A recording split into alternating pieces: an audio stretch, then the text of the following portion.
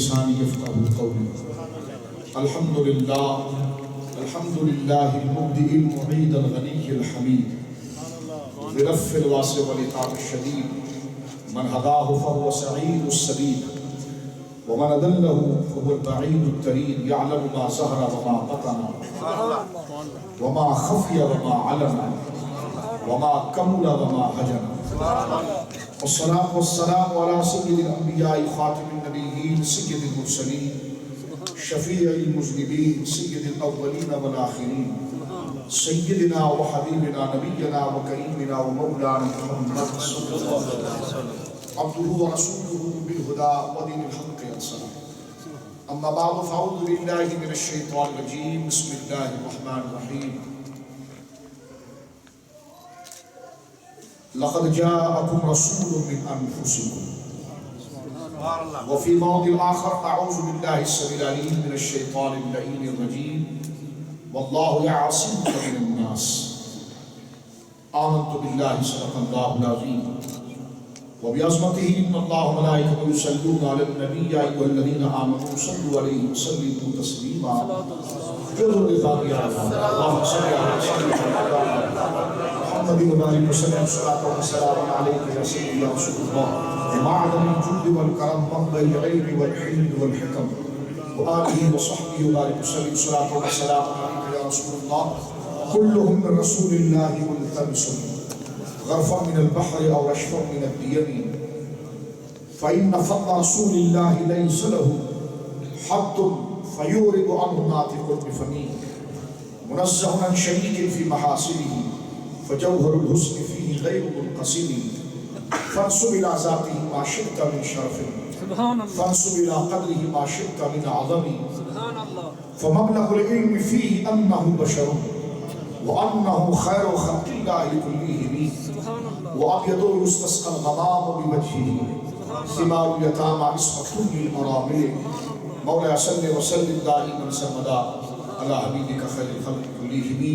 رب اشرح لي صدري ويسر لي أمري واحلل عقدة من لساني يفقهوا قولي.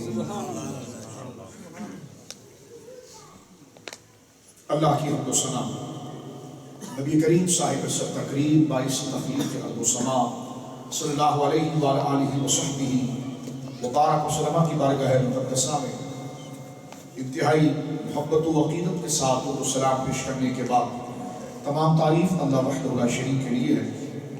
میں بے حد مشکور ہوں، ممنون ہوں سلیم قلب کے ساتھ فخر السادات بقیت السلف حضرت قبلہ سید صفدر شاہ صاحب اطال اللہ عمرہ کا اور حضرت کی پوری انجمن کا، حضرت کے تمام رفقا کا کہ اس بابرکت مجلس میں ایک دفعہ پھر ان بزرگوں نے ذکر مناقب کے لیے احکر کو طلب فرمایا اور میرے لیے یہ موقع مہیا فرمایا جو میں اور مجھ سے متصل جتنے لوگ ہیں ان کے لیے تو شاید آخرت ہے.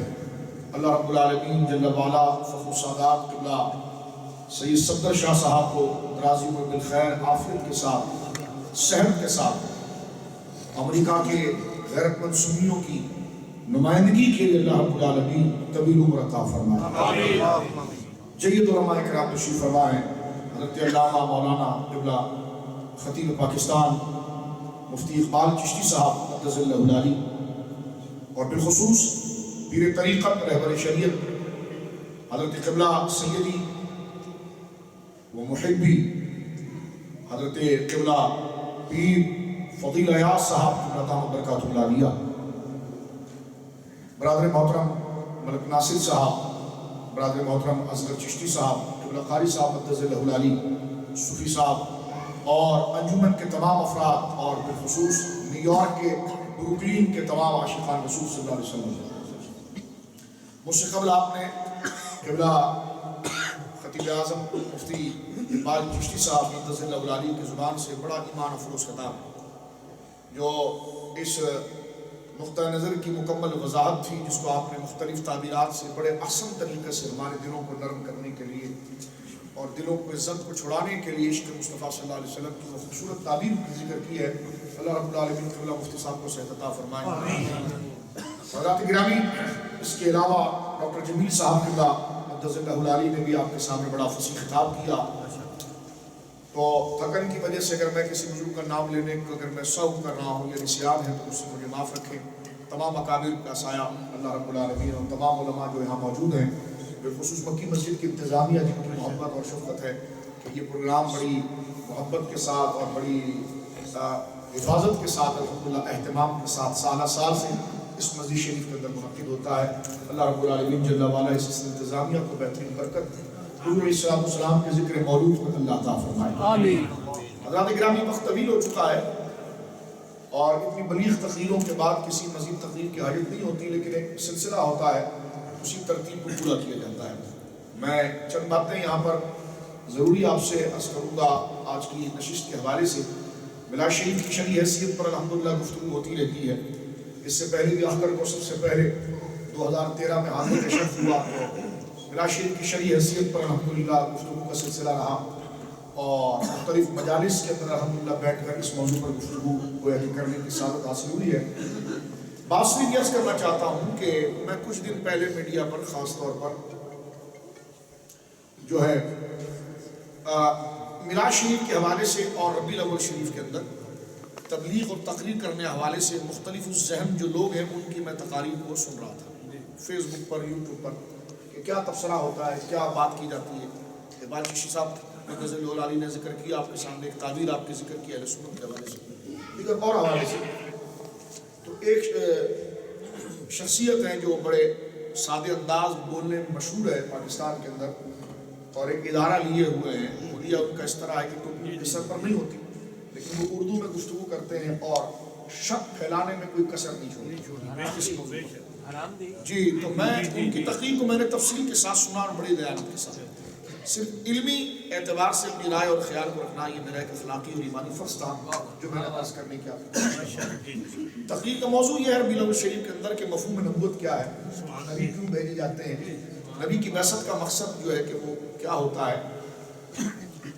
تو دیکھیے یہ بات اسی پر اصرار کیا گیا کہ جناب ربیع الاول کی ساری تقریریں اور نبی کا تعارف فضائل کے زمروں میں کر دیا جاتا ہے اور نبی کی جو تعلیمات ہے وہ ذکر نہیں کی جاتی. ان کا یہی ایک خاص موضوع تھا کہ تعلیم نہیں ذکر کی جاتی، تعلیم نہیں ذکر کی جاتی، تعلیم نہیں ذکر کی جاتی.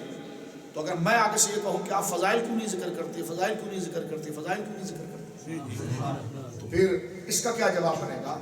یہ ایک خواہ اتہام ہے، بہتان ہے. الحمدللہ اس مسجد شریف میں عشاء کی نماز باجماعت ہوئی، مغرب کی نماز باجماعت ہوئی، علماء کی قیادت میں الحمدللہ جلوس کا سلسلہ ہوا، باقاعدہ پھر ظہر کی نماز میں نے خود جماعت کر دی، اس سے پہلے بھی جماعت ہوئی. تو الحمدللہ یہ تمام جماعتیں نمازوں کی ہوئی اور آگے بھی تعلیم کے حوالے سے حضور علیہ السلام کی شریعت مطہرہ کی اتباع کے حوالے سے تھوڑی گفتگو کریں گے.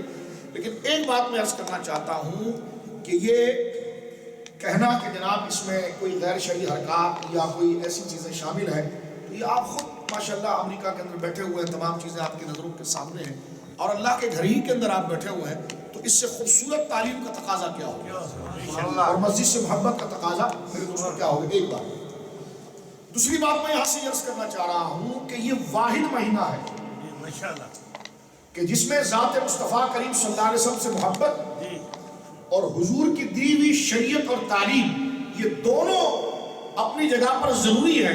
اس کا سنگم اگر کسی مہینے میں نظر آتا ہے خوبصورتی کے ساتھ اعتبار تجدید کے تو وہ ربیع الاول ہے. یعنی فضائل و مناقب ذکر کر کے حقوقی پہلو کو، عظمت کے پہلو کو پورا کیا جاتا ہے اور پھر اس کے ساتھ تعلیم جو حضور علیہ السلام کو دین مکمل دیا گیا ہے الحمدللہ اس کی تعلیم کے لیے، اس پر عمل کرنے کے لیے الحمدللہ اس کی تجدید بھی کی جاتی ہے، اس کا احیاء بھی کیا جاتا ہے اور اس کا اہتمام بھی کیا جاتا ہے. ایک بات. لیکن میں یہ عرض کرنا چاہ رہا ہوں آپ کے ساتھ یہ بھی تو نہیں ہو سکتا نا کہ رمضان شریف کے اندر بقر عید کے مسائل بیان کریں، اور یہ بھی نہیں ہو سکتا کہ جناب جو ہے وہ بقر عید کے دنوں میں روزے کے مسائل بیان کریں. اگر کوئی رمضان شریف کے اندر بقر عید کے مسائل بیان کرے تو گناہ نہیں ہے، کوئی گناہ نہیں ہے. کوئی رمضان شریف کے اندر اگر حج کے مسائل بیان کرے تو منع نہیں ہے، لیکن قوم حیران ہوگی کہ مولانا تھکے ہوئے ہیں. صحیح بات کہ مہینہ چل رہا ہے رمضان شریف کا مسئلہ یہ بقرہ عید کا بتا رہے ہیں، اور بقرہ عید کے مہینوں کے اندر یہ روزے کے مسئلے بتا رہے ہیں۔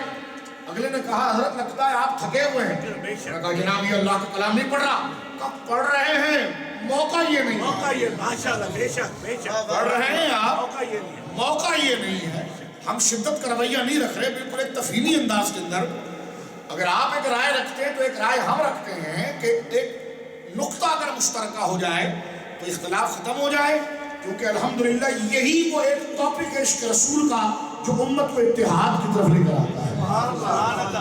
آج آپ نے فلپین کے اندر دیکھا کہ مختلف برادری کے لوگ، مختلف وطن سے تعلق رکھنے والے لوگ، مختلف زمانوں کے لوگ، رنگ و صورت کے اندر مختلف لوگ آپ کو ایک ہی نعرہ رسالت کے نیچے نظر آ رہے تھے۔ ہمیں صاف انداز میں سمجھ لینا چاہیے کہ امت کا اتحاد فوٹو سیشن یا کسی نمود کی کانفرنس سے نہیں ہو سکتا۔ امت کا اتحاد ہوگا تو عشق رسول پر ہوگا اور ذکر رسول پر۔ اس کاز کو متاثر نہ کریں آپ، اس کاز کو خراب نہ کریں آپ۔ اس کاز کو اگر آپ خراب کر دیں گے تو آپ کے پاس اتحاد کا کوئی اور موضوع نہیں ہے۔ گھر میں اگر چار بھائی جھگڑا کر جائیں تو اتحاد ماں کی محبت پر ہو سکتا ہے، بھائیوں کی محبت پر نہیں ہو سکتا۔ تو امت کا اختلاف اگر ختم ہو سکتا ہے تو وہ ذکر رسول پر۔ میں بڑے درد دل سے یہ بات کر رہا ہوں، پوری دنیا میں تقریر جا رہی ہے، کاوش کے دوست بھی موجود ہیں، دنیا کے دوست بھی موجود ہیں، دیگر دوست موجود ہیں۔ تمام میڈیا کے تقاضوں کا احترام کرتے ہوئے اور پوری دنیا کے جذبات کا احترام کرتے ہوئے ہم یہ بات کر رہے ہیں۔ اس سے پہلے بھی ہمارے فاضل علماء نے اس کا مکمل لحاظ کیا ہے، مجلس کا مکمل لحاظ کیا ہے اور اداروں کا مکمل لحاظ کیا ہے، اور جہاں جہاں مختلف الخیال لوگ رہ رہے ہیں ان کو دعوت دینے کے اعتبار سے مجلس کا لحاظ کیا ہے۔ لہذا اسی لحاظ کے ساتھ جو مداہنت نہیں ہے، ایک اپنا پیغام پہنچانا ہے۔ تو میرے دوستوں طرف توجہ کیجیے آپ، ایک تو یہ بات مسلم ہے کہ حضور سید عالم صلی اللہ علیہ وسلم کی محبت جو ہے اس پر قوم متفق ہو سکتی ہے، حضور کے ذکر کے اوپر قوم۔ جب ہم اس بات کو قبول کر لیں کہ حضور کا ذکر ہونا چاہیے تو پھر اضافی سازشی ذہن نہیں چلتا، یہ کیوں یہ کیوں یہ کیوں یہ کیوں نہیں، تو آپ اس کو چھوڑ کے جو صورت ہے وہ بنا لیں۔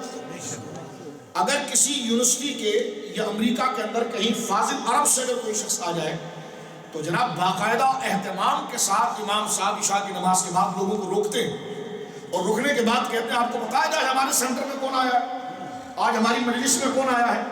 ان کی ڈگری، ان کی تعلیم، ان کے تفقع، ان کے مقام کو بیان کرتے ہیں۔ تو میں نے کہا آپ کی مجلس میں اگر ایک صاحب ٹکٹ لے کر آ گئے، وہ آپ کے استاذ تھے، آپ کے بزرگ تھے، تو آپ نے عشاء کی نماز کے بعد بڑے اہتمام کے ساتھ مائک اٹھا کر ان کے فضائل بیان کیے کہ یہ کون آئے ہیں۔ آپ کو یہ نہیں پتا ربیع الاول میں حضور آئے ہیں؟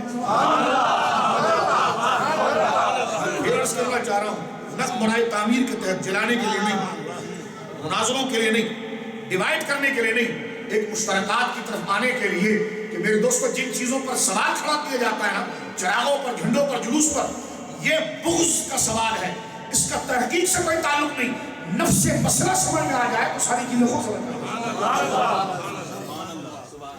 اب میں اس طرف نہیں جانا چاہتا، میں نے مکی مسجد کے اندر تقریر بھی جمعے کے دن میں نے کرنے کا یہ شرف حاصل کیا اور یہ میں نے آپ کو بتایا، اور میں صرف چھوٹی سی ایک بات عرض کر کے گزر جانا چاہتا ہوں، وہ یہ ہے کہ حضور نے میلاد کو تو نہیں منع کیا تھا۔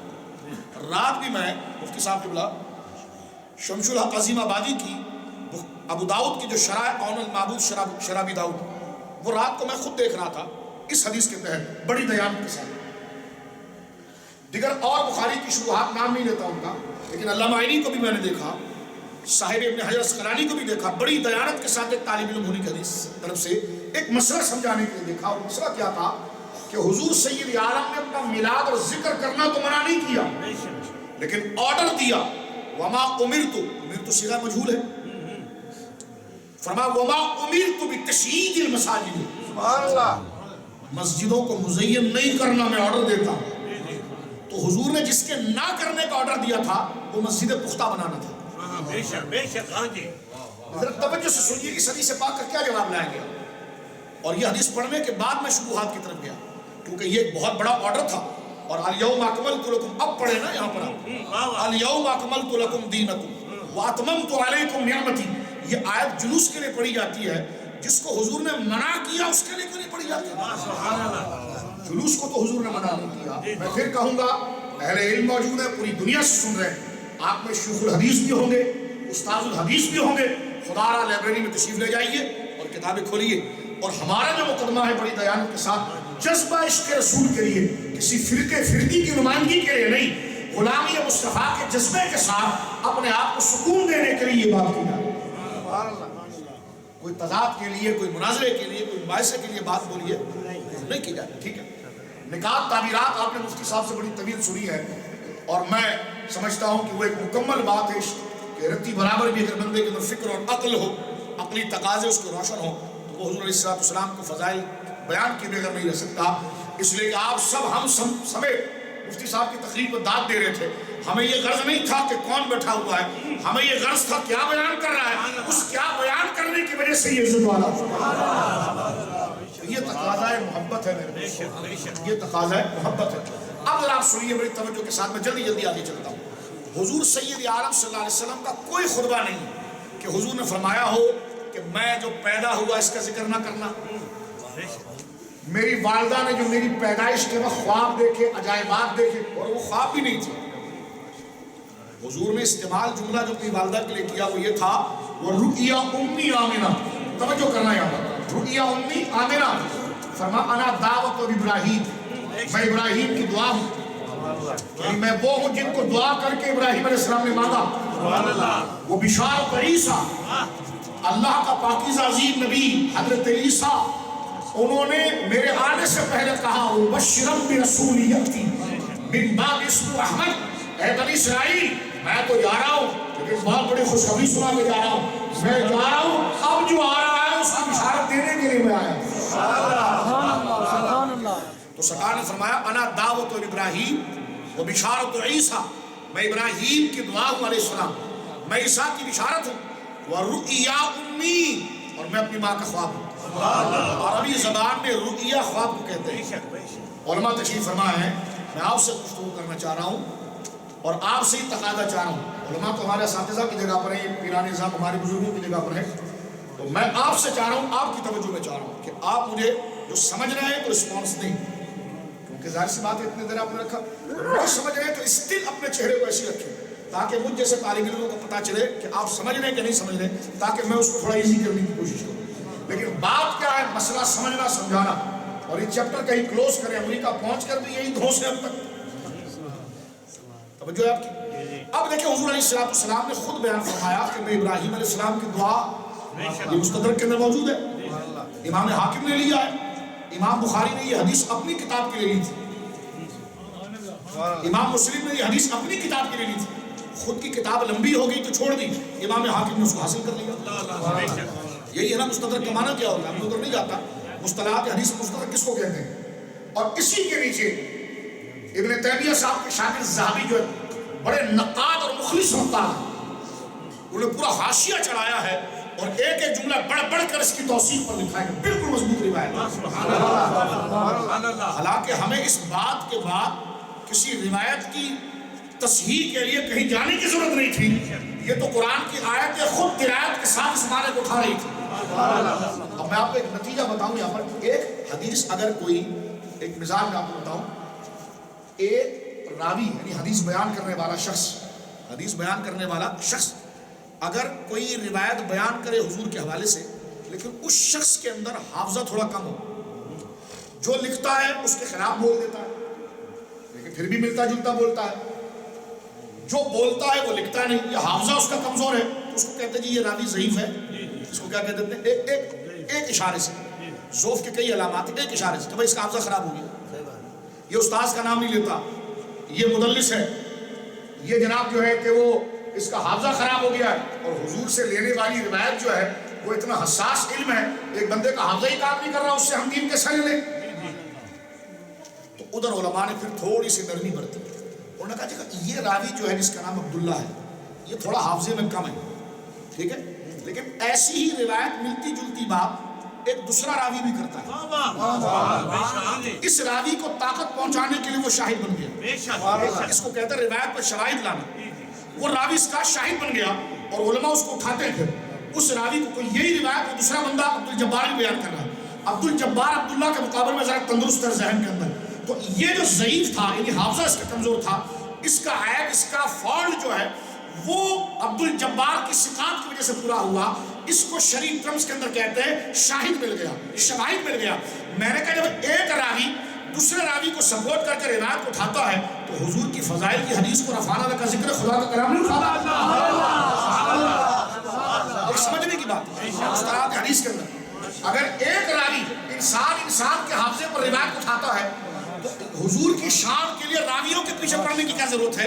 اس راوی کا سب سے بڑا شاہد قرآن کی آیت ہے وَمَا أَرْسَلْنَاكَ إِلَّا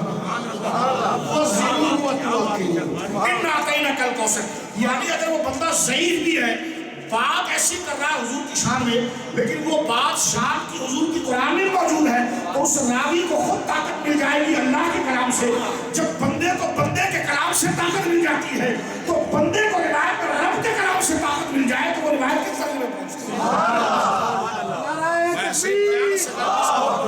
نعرہ رسالت، نعرہ حیدری. میں جو کہہ گیا آپ اس پر غور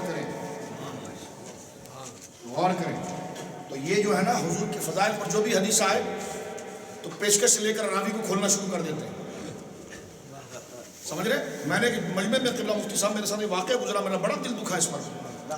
میں نے حدیث پڑھی قلبت مشارق الارض و مغاربہا. حضور نے میری ماں سیدہ عائشہ سے کہا، بولو سبحان اللہ رضی اللہ تعالی عنہ، ہماری ماں میری ماں حضرت عائشہ صدیقہ بنت صدیق رضی اللہ عنہ سے آقا نے فرمایا، سیدہ کہتی ہے قال رسول اللہ صلی اللہ علیہ وسلم، کہتی ہے کہ مجھ سے حضور نے کہا قال جبرائیل لی، کہ عائشہ مجھے جبرائیل ابھی کہہ گئے کہ قلبت مشارق الارض و مغاربہا، میں نے زمین کے چپوں کو الٹا سیدھا کر کے دیکھا اور ذرے ذرے کو میں نے دیکھا. ولم ارا رجلا افضل من محمد ولم ارا بیتا افضل من بیت بنی ہاشم. میں نے حضور آپ سے زیادہ عزت و فضل والا کسی کو نہیں دیکھا اور جس خاندان میں آپ آئے ہیں بولیے سبحان اللہ، جس خاندان کے اندر حضور آپ تشریف لائے ہیں آپ کی برادری آپ کے ماں باپ جیسا میں نے اسے نہیں دیکھا. تقریر کر کے میں فارغ ہوا، اتنا رکا انہوں نے مجھے دے دیا کہ یہ طبرانی نصاب سے پڑھی، آپ نے فلاں کا حوالہ دیا، اس میں یہ راوی جو ہے وہ ٹھیک نہیں ہے. میں نے کہا آپ کے پاس گاڑی کون سی ہے؟ انہوں نے کہا موٹر سائیکل ہے. میں نے کہا بٹھا کے راوی کو گھر پہ لے جاؤ. یہ جو راوی آپ مجھے بتا رہے ہیں نا یہ راوی کو اٹھا کے آپ گھر پہ لے جاؤ. کہنے لگے وہ کیوں؟ میں نے کہا راوی کی وجہ سے یہ بات تھوڑی میں نے مانی ہے. الذی یراک حین تقوم وتقلبک فی الساجدین، اس آیت کی وجہ سے میں نے روایت مانی. انما یرید اللہ لیذھب عنکم الرجس اہل البیت ویطہرکم تطہیرا ووالد وما ولد. میں نے اس سند سے روایت کو مانا ہے. میں نے کہا تو راوی کے پیچھے پڑ گیا ہے، اللہ کے کلام کو نہیں دیکھتا کہ خدا بھی یہی بات کر رہا ہے، راوی جس کی تشریح کر رہا ہے. یہ سب افضل کوئی نہیں ہے اور حضور کے خاندان جیسا عظمت والا کوئی نہیں. اب میں ایک ہلکی سی بات کر دیتا ہوں تھوڑا سے علمی ٹچ کے ساتھ، مذاق کے ساتھ، ایک ریکارڈ چلے جائے نا. ہم نے بھی الحمدللہ بزرگوں سے پڑھانے کے طالب علم ہے، کچھ باتیں کرتے ہیں، ہماری بھی سنیں. ہمارے علماء نے ایک قاعدہ لکھا ہے کہ دیکھو اگر حدیث حرام و حلال کے مسئلے پر ہو، حضور کسی مسئلے کو یعنی شرعی مسئلہ حرام یا حلال، ٹھیک ہے نا، اس مسئلے یا نکاح اور طلاق، اس مسئلے کے اندر علماء نے کہا اس روایتوں کو ایک طرف کرو.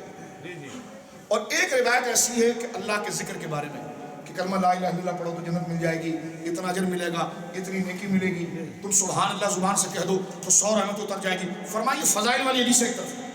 سبحان اللہ. یہ کیوں کیا، اس کے پیچھے فکر کیا تھی، ذرا توجہ کرنا.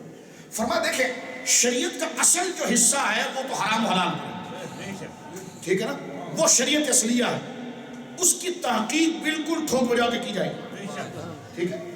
لیکن یہ فضائل کا جو طبقہ ہے اگر اس پر اتنی سختی لگا دیں تو یہ فضیلت ہی تو خدا کی طرف لاتی ہے، یہ نرمی ہی خدا کی طرف لاتی ہے.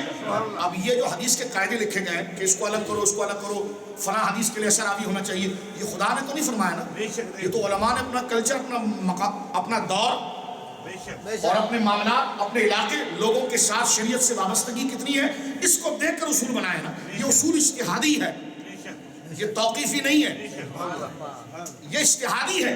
لوگوں کی ذہنیت، دین سے ان کا تعلق کیسا ہے، کتنا نہیں ہے، اس پر یہ اصول بنائے. میں نے ایک بندے سے کہا ذرا غور کرو، جب لوگ اللہ کے ذکر سے اس دور میں بھاگ رہے تھے تو ان کو نماز کی طرف لانے کے لیے آپ نے فضائل کی حدیثوں پر ذرا آنکھ بند کی اور کہا چلو اس سے یہ فضیلت کو مان لے گا.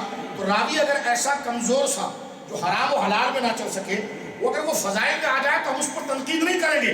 ارے کوئی حرام بات تھوڑی سکھا رہا ہے، فضیلت ہی اپنی سکھا رہا ہے، اس سے بندہ نماز کی طرف آئے گا. میں نے کہا آج سب سے بڑا ناموس رسالت کا مسئلہ ہے، یہ قاعدہ حضور کے فضائل کی حدیثوں پر بھی لانا پڑے گا اور تدریب الراوی کو ریوائیو کرنا پڑے گا، نخبۃ الفکر کی روایات کو ریوائیو کرنا پڑے گا.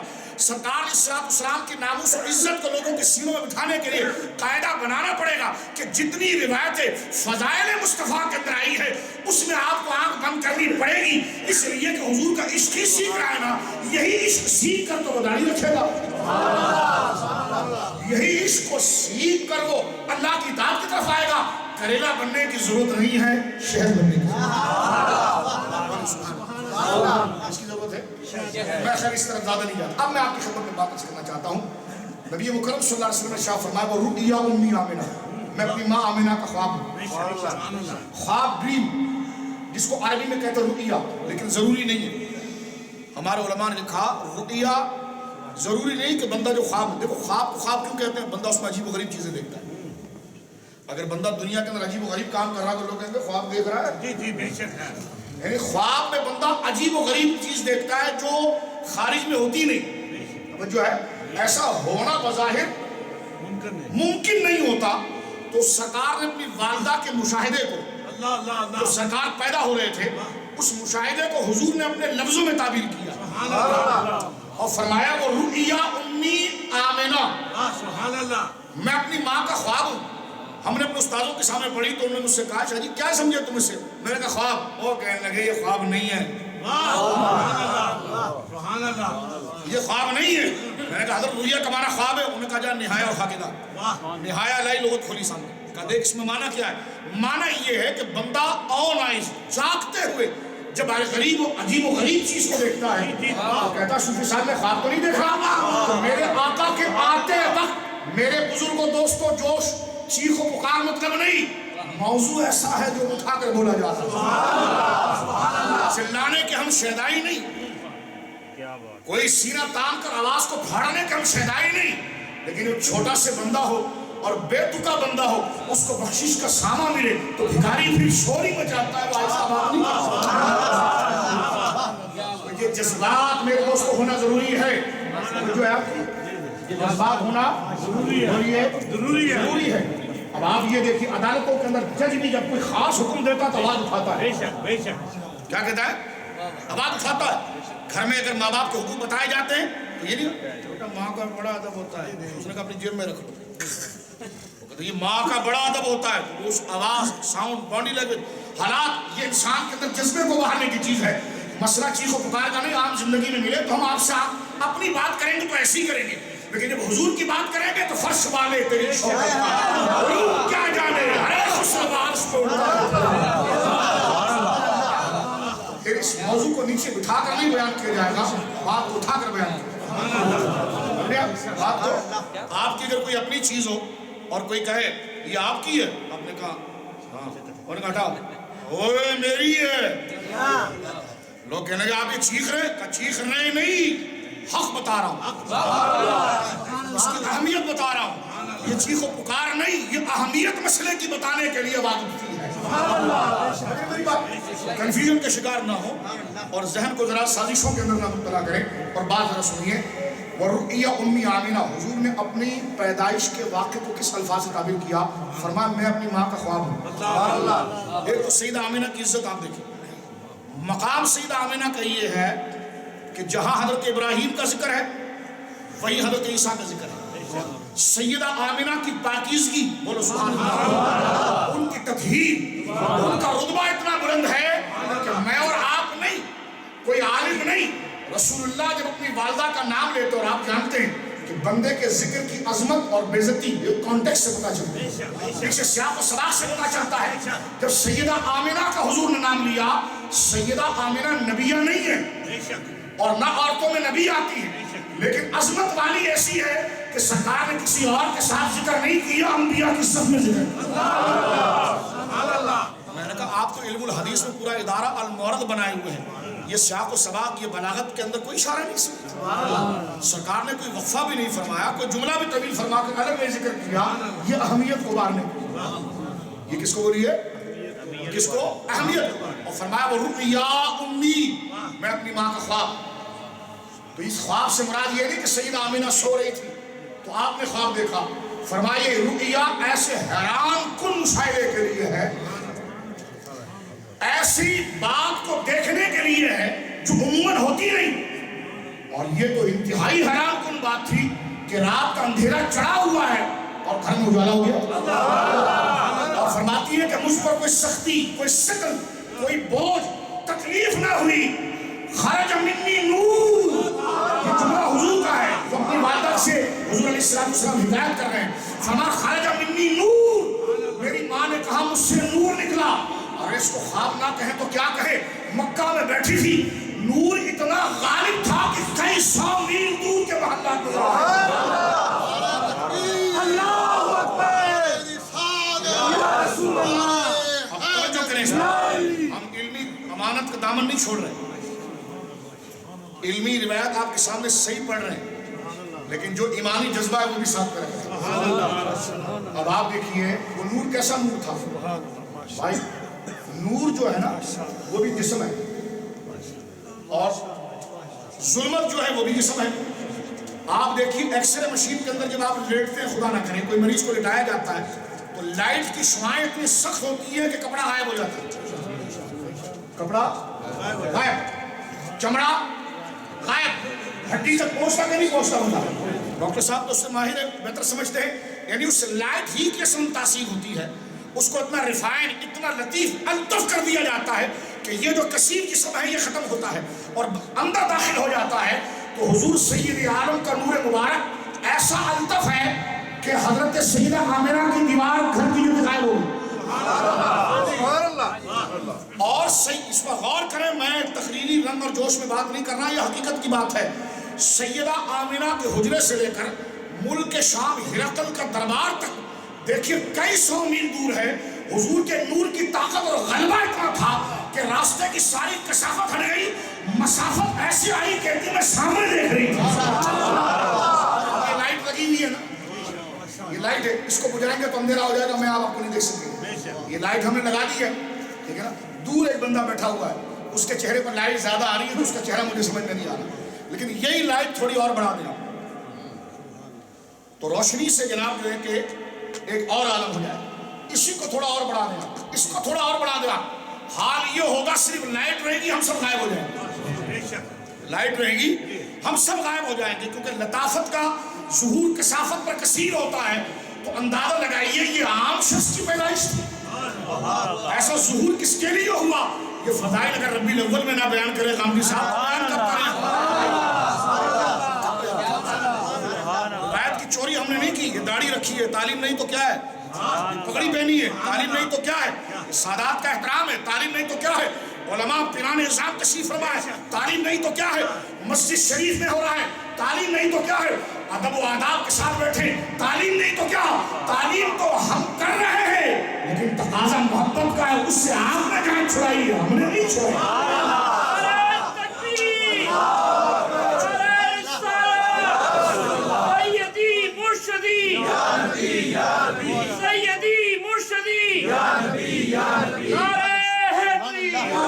میں صرف یہاں پر ایک بات آپ کی خدمت میں عرض کرنا چاہتا ہوں، حال ہی میں ہمارے ایک امام ہیں جو عقیدے کے امام ہیں،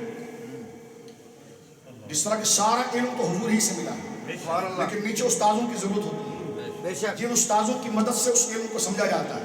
حضور سے جو علم ملا ہے علیہ السلام، اس کی مختلف برانچز ہیں، تو ہر ایک کے ذہن کا تخصص الگ ہے۔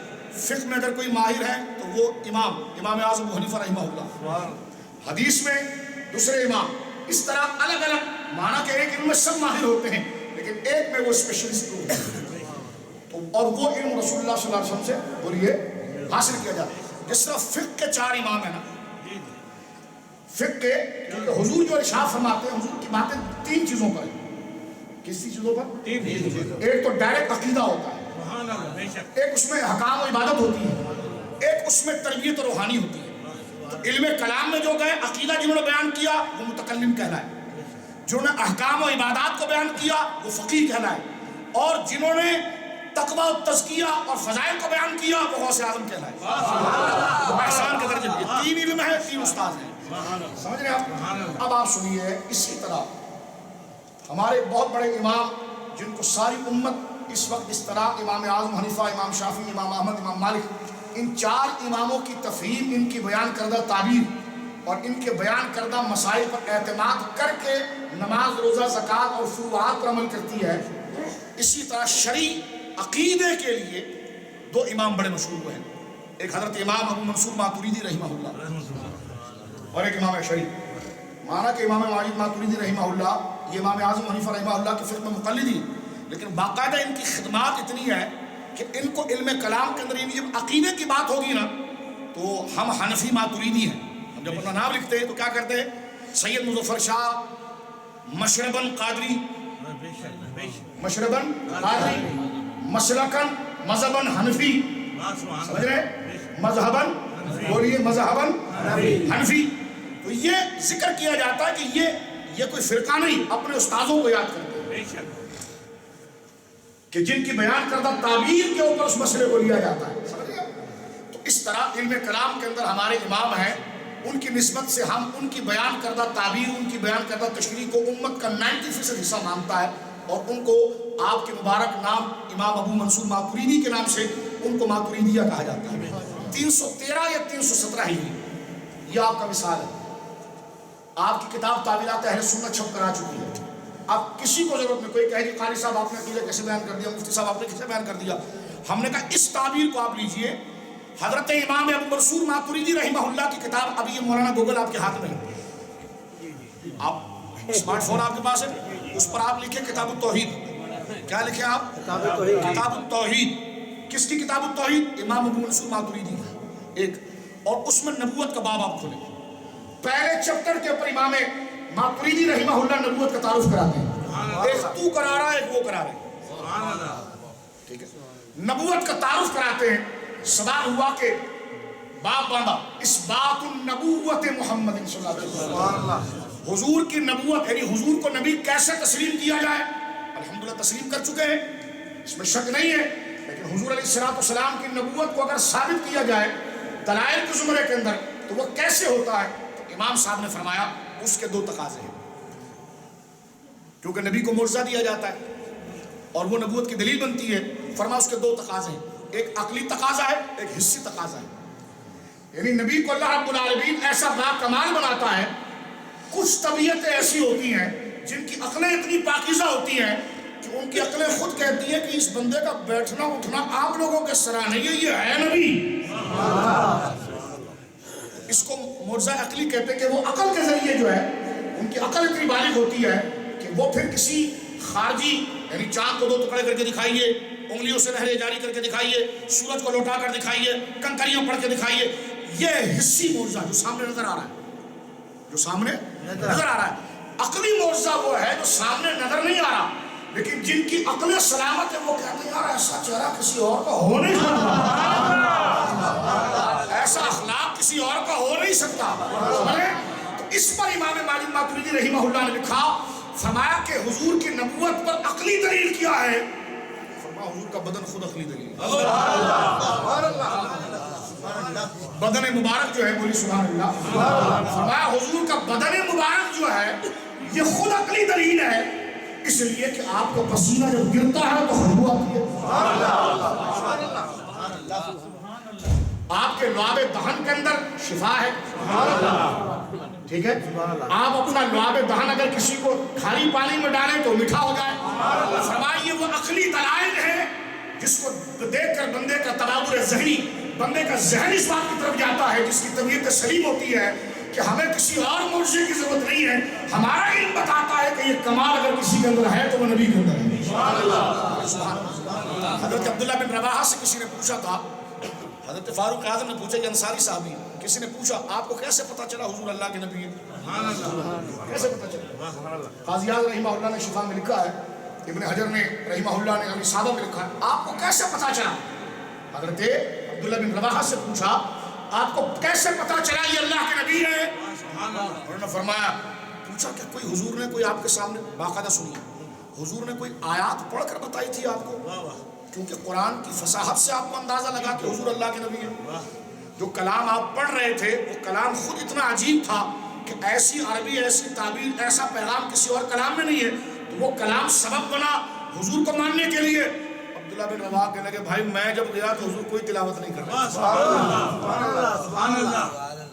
حضور کوئی تلاوت نہیں کر رہے تھے۔ فرمایا پھر پہچانا تم نے کیسے؟ چہرہ دیکھ کر پہچانا، چہرہ دیکھ کر پہچانا، کیسے چہرہ دیکھ کر پہچانے؟ تو انہوں نے اپنے شعر میں کہا، فَإِن لَمْ تَكُنْ فِيهِ آيَاتٌ مُبَيِّنَةٌ فَإِن لَمْ تَكُنْ فِيهِ آيَاتٌ مُبَيِّنَةٌ كَانَتْ بَدِيهَتُهُ تُنْبِئُكَ بِالْخَبَرِ۔ فرمایا میں نے قرآن کی آیات پڑھ کے حضور بتاتے، اس کی مجھے حاجت نہ تھی، سرکار کا چہرہ خود بتا رہا تھا کہ یہ رسول کا چہرہ ہے۔ سرکار کا چہرہ بولیے خود بتا رہا تھا۔ میں پوچھتا ہوں مفہوم نبوت میں آپ نے یہ بات کیوں نہیں کی؟ مفہوم نبوت میں آپ نے، توجہ کرنا، مفہوم نبوت میں آپ نے یہ بات کیوں نہیں کی؟ توجہ ہے، آپ نے نماز کی بات کی تو نماز کو تو سب جانتے ہیں، یہ پہلو کیوں نہیں بیان کیا؟ توجہ ہے آپ کی؟ اب ذرا غور کرنا میرے کو۔ سرکار دو عالم صلی اللہ علیہ وسلم نے خود ارشاد فرمایا، بعثت من خیر قرون بنی آدم، بخاری۔ میں خود 2013 میں جب میں آیا تو میں واشنگٹن میں تھا، تو وہاں سے میں گزر رہا تھا تو باقاعدہ ایک مسجد کے اندر جمعہ ہو رہا تھا، صوفی صاحب اور ربیع الاول کی قاری صاحب، یہ 12 تاریخ کے اندر کا جمعہ تھا، مولوی صاحب تقریر کر رہے تھے وضو کے مسائل میں۔ میں نے ان سے ملاقات کی، میں نے کہا آپ یہ وضو کے مسئلہ بیان کر رہے تھے؟ کہنے لگا بخاری کی حدیث میں نے پڑھی وضو میں، کیا میں نے غلط کیا؟ میں نے کہا غلط نہیں کیا، یہ تو ایسی ہوا کہ جو قربانی کے دنوں میں روزے کا مسئلہ بیان کرے اور مکی مسجد کا ایک مقتدی کہے کہ امام صاحب رات کو نیند نہیں ہوئی تھی آپ نے پرچہ کوئی دوسرا اٹھانا تھا تقریر کے لیے، کوئی دوسرا اٹھا لیا آپ نے۔ آپ کو پتا ہے رمضان گزر گیا ہے اور ہم نے کوئی 18-19 گھنٹے روزے بھی رکھے سردی میں، تو آپ کیا پھر کوئی بات کرنا چاہ رہے ہیں؟ سمجھ رہے میری بات آپ؟ یعنی اب آپ دیکھیے قربانی کے دنوں کے اندر اگر کوئی روزے کے مسئلے بیان کرے تو حرام ہے؟ نہیں۔ ناجائز ہے؟ بولو بولو، ناجائز ہے؟ نہیں۔ لیکن کوئی کہے گا حضرت مہینہ جو ہے وہ بات کریں آپ، ہمیں تو یوں لگ رہا ہے جیسے آپ تھک گئے تو ربیع الاول، میں نے ان سے کہا کہ یہ ربیع الاول کا آخری جمعہ چل رہا ہے، اس میں آپ روزے کے، اس میں آپ وضو کے مسئلے بیان کر رہے ہیں؟ کہ لگے ہاں، کیا میں نے بخاری میں، کیا امام بخاری نے وضو کی حدیث نہیں لکھی؟ میں نے کہا امام بخاری نے حضور کے فضائل نہیں لکھے؟ میں نے کہا یہ کیا چیز، یہ کیا داعیہ تھا، یہ کیا تحریک تھی جس نے آپ کو کتاب المناقب سے ہٹا کر صرف کتاب الوضو پر روکا؟ میں نے کہا یا تو آپ ہم سے چڑھ گئے اور ہم سے چڑھنے میں حضور کا ذکر چھپا رہے ہیں، یا پھر بغض لگا ہوا ہے، یا تیسرا یہ کہ آپ کو خبر نہیں ہے تو میں خبر دے رہا ہوں آپ کو کہ ربیع الاول کے اندر حضور کے مناقب بھی بیان ہوں گے۔ کیا بیان ہوں گے؟ اس میں نہیں پڑھے کہ وضو کے مسئلے نہیں بیان ہو سکتے۔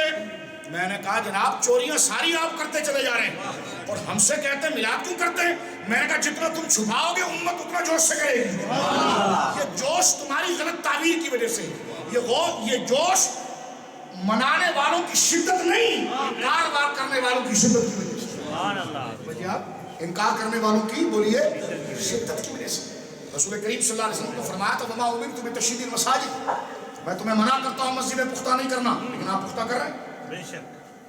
بخاری میں تعلیق موجود ہے، رسول کریم صلی اللہ علیہ وسلم کے صحابی حضرت عبداللہ ابن عباس خود تعلیق نقل کرتے ہیں اور اس کو مرفوع لیا صاحب سنن ابی داؤد نے، سرکار نے فرمایا لَتُزَخْرِفُنَّهَا كَمَا زَخْرَفَتِ الْيَهُودُ وَالنَّصَارَى، جس طرح یہودی اور نصرانی اپنے عبادت خانوں کے اندر نقش و نگار بناتے ہیں اور ڈیزائن بناتے ہیں، اس طرح تم بھی کرو گے۔ تو مجھے بتاؤ مسجد نبوی میں نقش و نگار ہے کہ نہیں؟ ہر مسجد کے اندر نقش و نگار ہے کہ نہیں؟ میں نے کہا مولوی صاحب جس کام کو تو منع کیا گیا اس کے لیے آپ زندہ کرتے ہیں اور پھر ہمیں آپ ڈانٹ رہے ہیں۔ جس کام کو منع کیا گیا اس کے لیے آپ چندہ کر رہے ہیں اور جس کام کو منانے کے لیے کہا گیا اس کے خلاف آپ بول رہے ہیں، تو اس کو کہتے ہیں روحانی قبض۔ ہاں میں طبی قبض کی بات نہیں کر رہا. میں تو طبی قبض جب ہوتا ہے نا تو بندے کو دن میں بھی تارے نظر آتے ہیں اور ایک دم غصے میں رہتا ہے. تو پھر ہمارے ملک ناصر صاحب جیسے محسن چاہیے جو ان کو کہے کہ یار کسی کو کوئی وٹامن وغیرہ کھلائے اس کو, طبیعت تھوڑی ہلکی ہو جائے.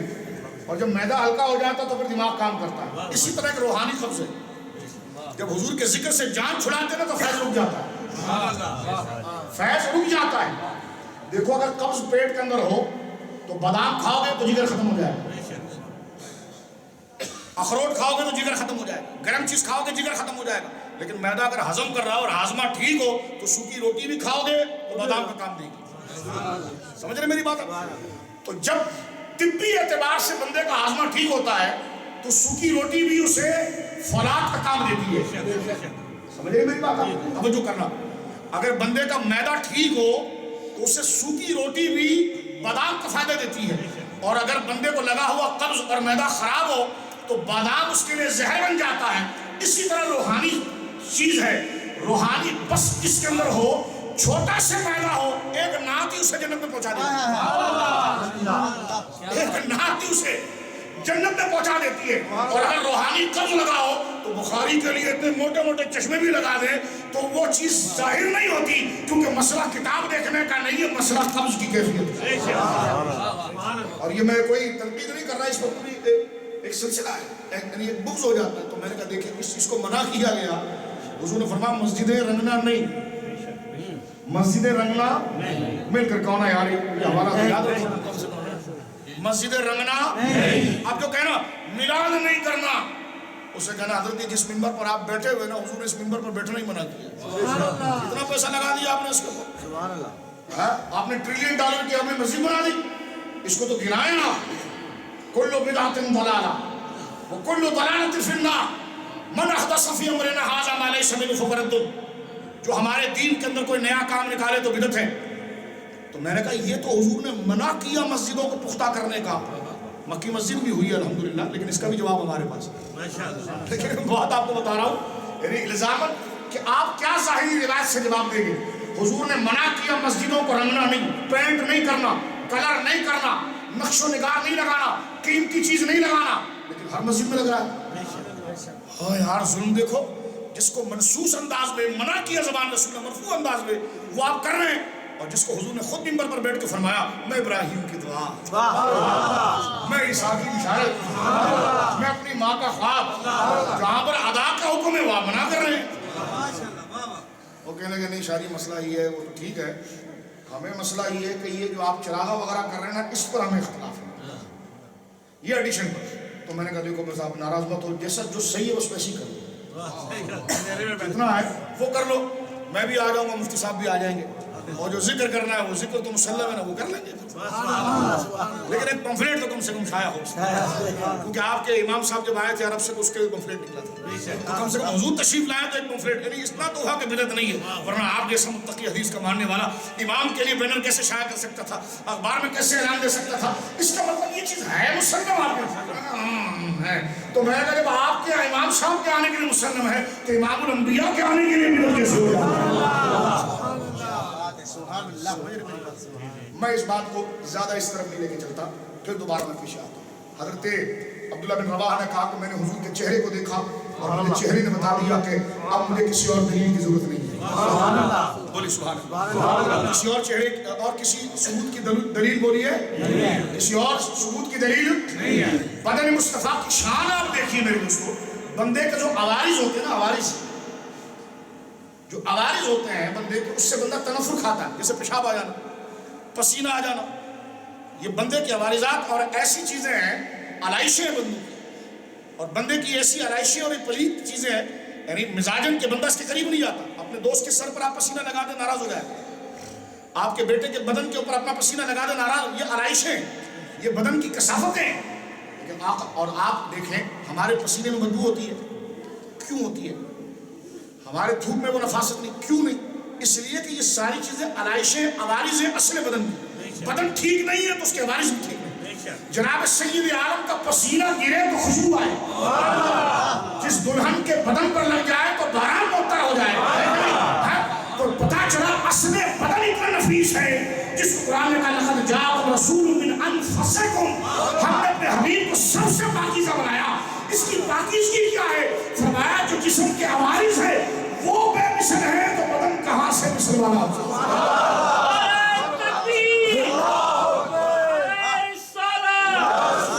دیکھو یہ میلاد کی رات ہے، سرکار کی آمد پر بات ہوئی.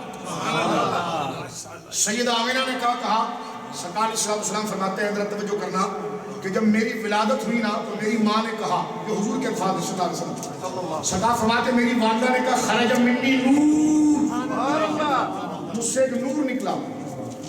میں نے کہا دیکھو بھائی نور کا مسئلہ ختم ہو گیا. سیدہ آمینہ نے یہ کہا کہ مجھ سے نور نکلا، بدن کی بات نہیں کی، جسم کی بات نہیں کی، کیا کہا؟ نور نکلا. میں نے کہا دیکھو سرکار علیہ السلام نے خود اپنی ذات پر نور کا اطلاق کیا. اب حضور کو نور کہنا شرک اور بدعت نہیں ہو سکتا. کہنے نہیں اس سے مراد، میں نے کہا مراد چھوڑو، لفظ جو بولا جا رہا ہے. قرآن نے پہلے یہ طے کرو ہمارے ساتھ، قد جاءکم من اللہ نور، نور حضور کو کہا نہیں. میں نے کہا نور کہا گیا کہ نہیں کہا گیا؟ کہا اس سے مراد، ارے میں نے کہا مراد ابھی کہا یہ پہلے لفظ کی بات کر یار. نہیں یہ حصی نہیں، میں نے کہا حصی ہدایتی فرق بعد میں کریں گے. لفظ نور کا اطلاق حضور پر ہے کہ نہیں؟ کہا ہے. میں نے کہا تو بول حضور نور ہے. میں نے کہا جو تیرے نزدیک ہے اس معنی میں، لیکن اس کی تشریح نہیں کرنا. جیسے یہاں